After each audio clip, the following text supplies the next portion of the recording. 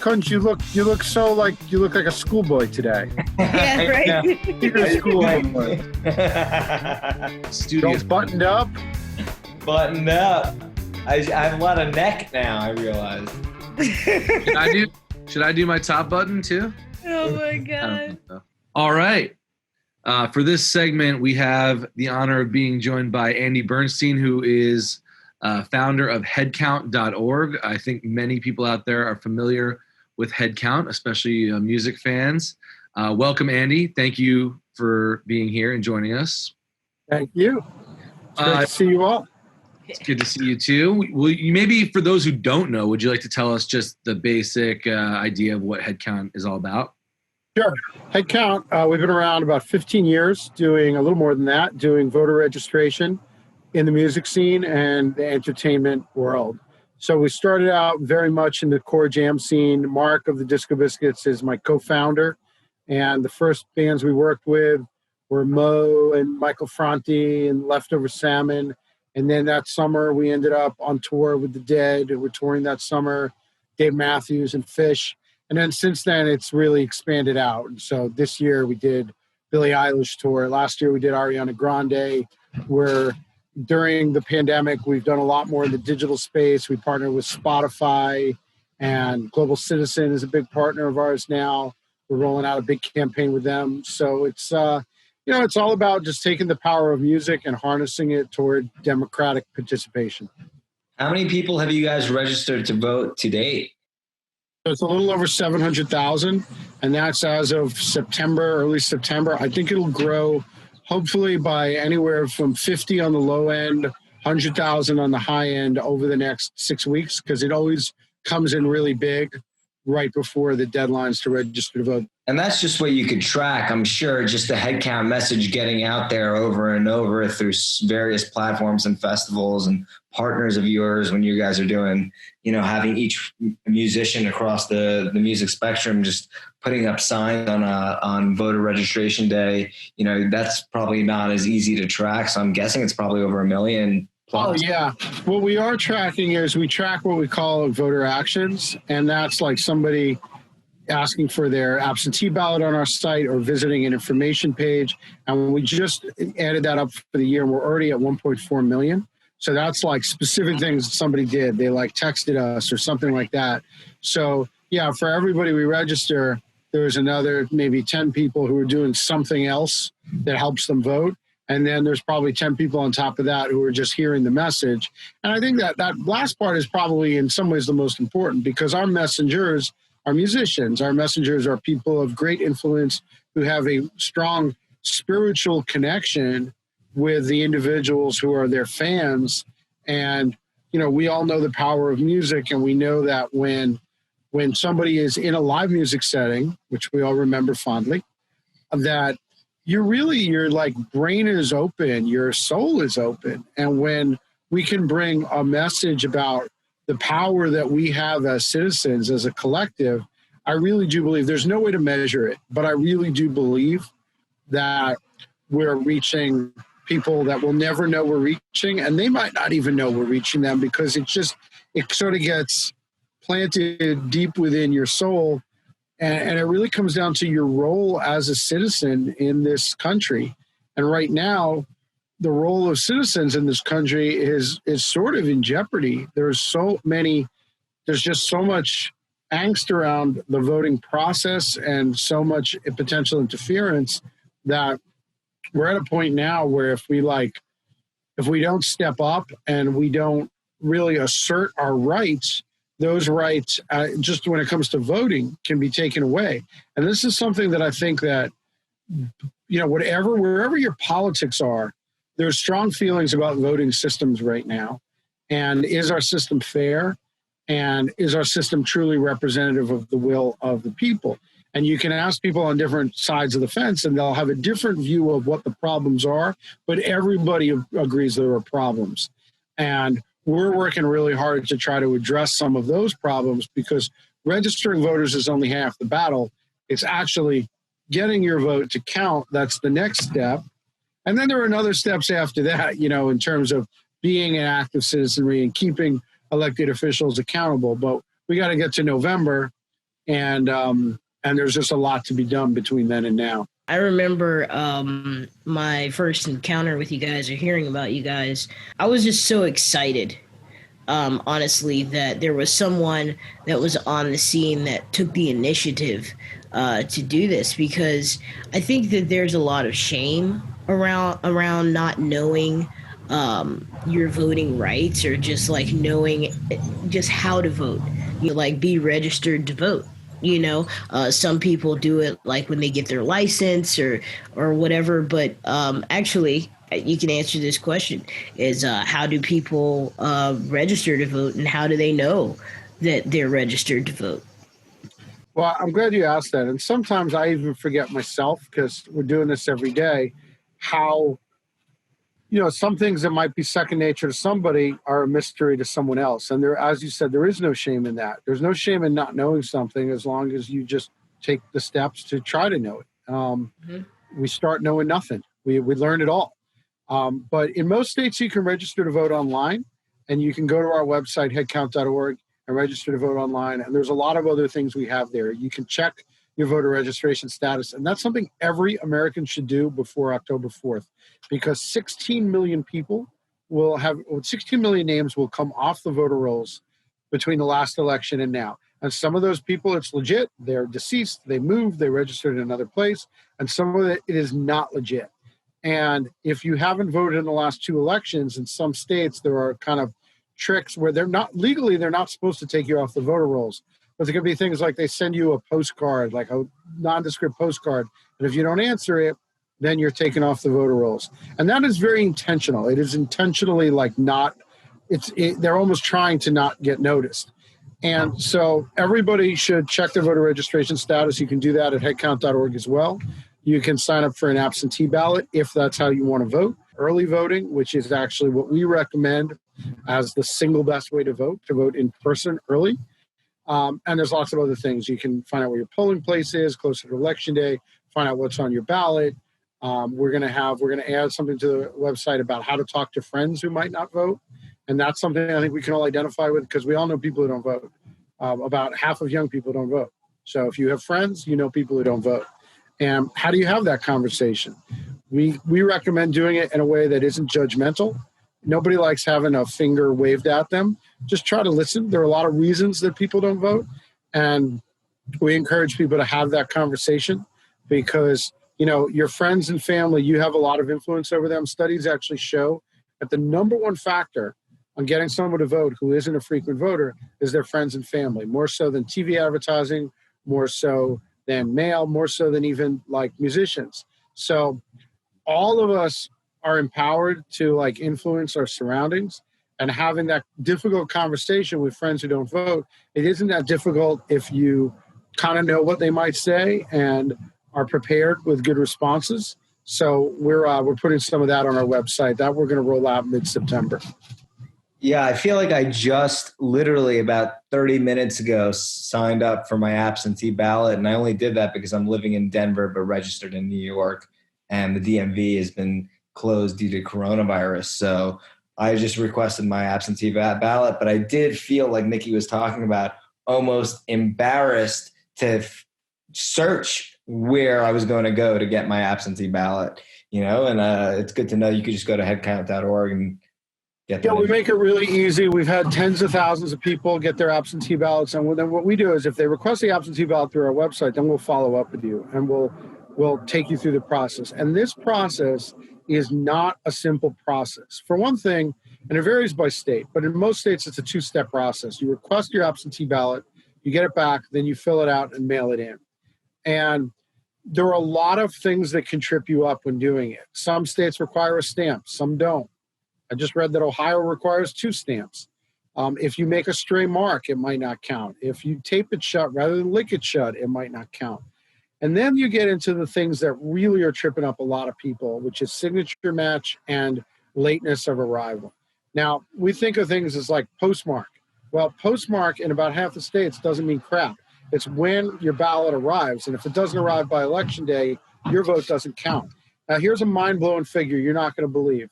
in the recent New York State primary, 21%, 1 out of 5 mail-in ballots were rejected. And it was almost all because they arrived late. I mean, 1 out of 5. And imagine if 1 out of 5, and so many people are planning to vote by mail this year, imagine if 1 out of 5 get rejected.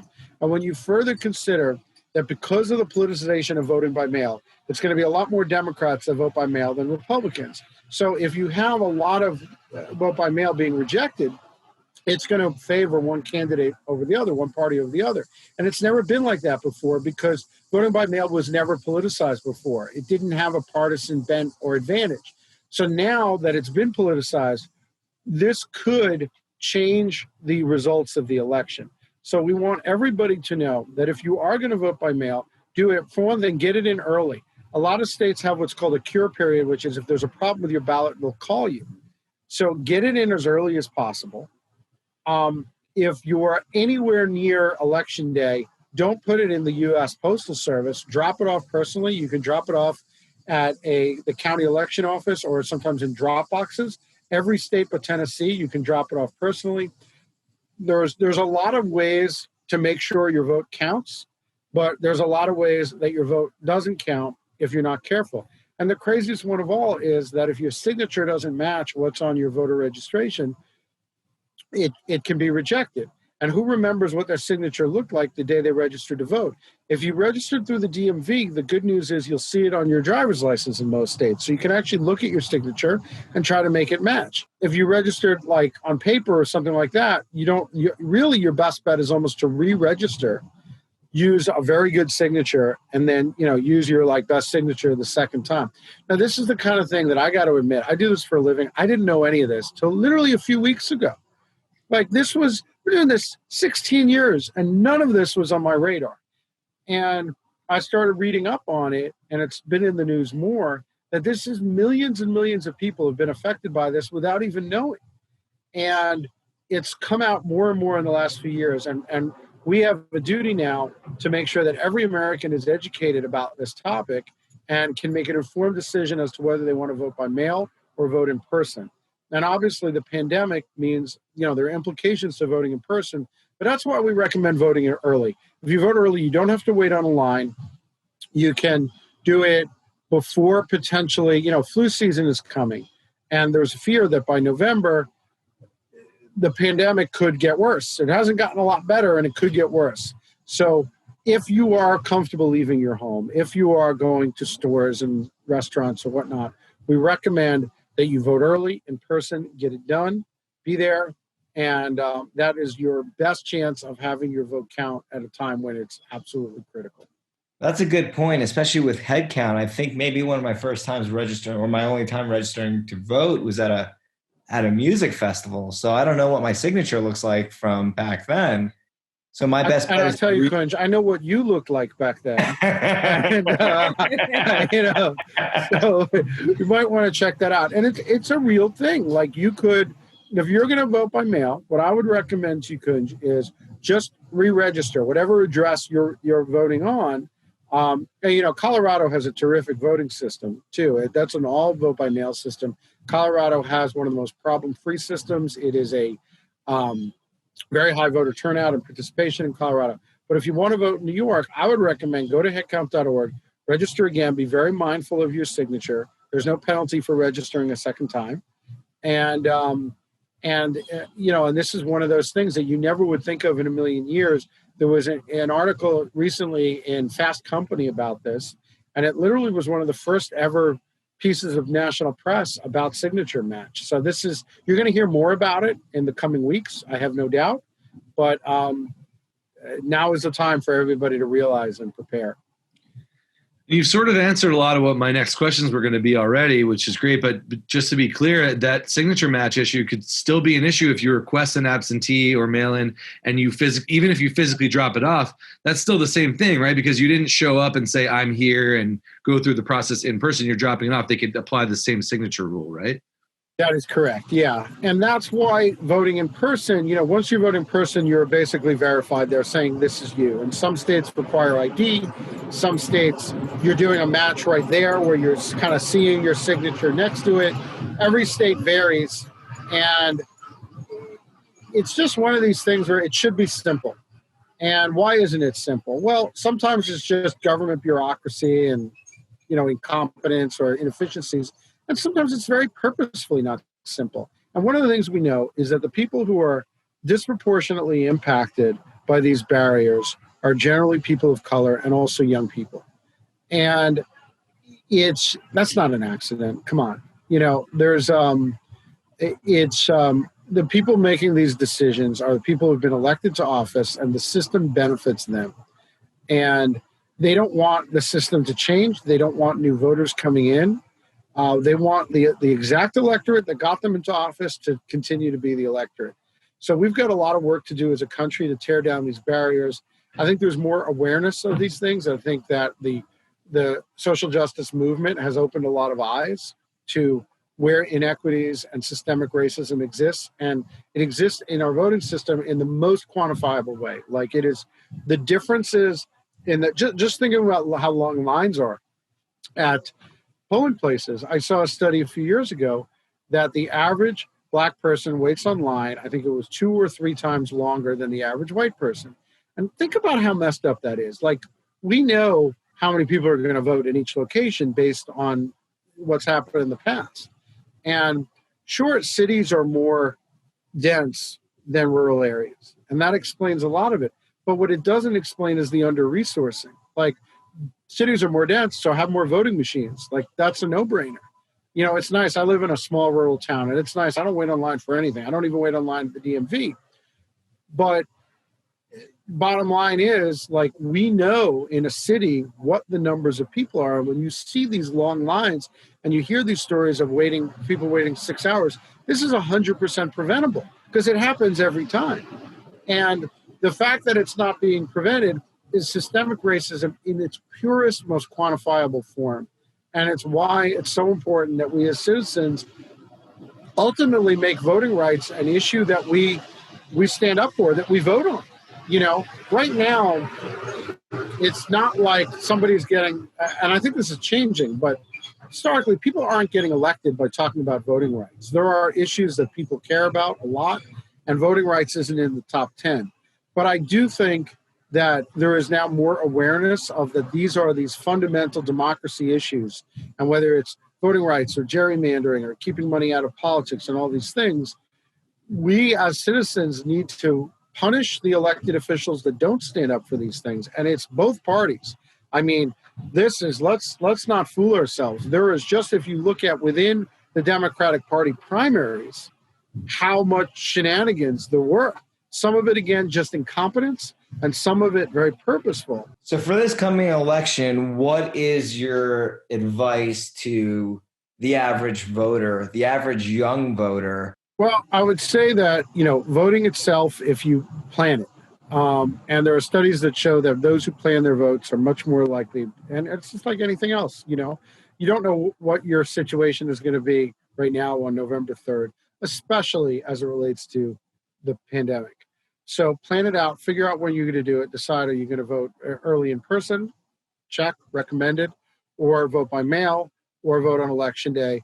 If you are voting in person, plan how you're going to get there. Another reason that I'd recommend voting by mail, voting in person early, is you can do it with friends. If you're voting locally, you can only vote with people who live in your district, and those districts can be small. It can be a few blocks. But early voting is generally done at the county level or election office level. So you can be like, hey, your friend, hey, you want to meet up? Go vote with me and let's get lunch or something like that. Make voting fun. Make it an activity. Take a picture with your sticker, take a picture of yourself mailing in your ballot, put it on social media. You will get likes. I promise you will get likes when you put a photo of all we really want here. That's all I want, man. Like, I'm in it for I'm going to go mad viral this year when I And again, we want to point out obviously you vote in person. If it's early, it's probably going to be less densely populated and it will inherently be safer. But you obviously want to be safe, and people with health conditions, it is about just getting it in early, right? So like, it's not as though you have to vote in person, but as we've seen, we're going to see skewed results. We're not going to get the results the night of the election. And so the more people that can feel safe voting in person, it actually is a good way to do it if you feel all right about it. That's exactly right. And I would never tell anybody to vote in person if they are quarantining, if they have a previously existing condition, immune condition, and they are taking precautions everywhere else in their life. But I would say to anybody who is out and about, who is going to stores and things like that, which I think is still the overwhelming majority of the population, especially the young population. I don't want to scare anybody off here, and I think that's a risk here. I think that the voting system is more complicated than it should be, but it's not as complicated as a lot of other things we have to do. It's not as complicated as trying to win the Phish ticket lottery. It is not as complicated as getting a medical card in a medical state for cannabis. It is trying to think of other things that I struggle with, like paying bills. That I find complicated. Setting up like my checking account for auto payment, which I haven't done with half my bills because I'm too lazy and weirded out.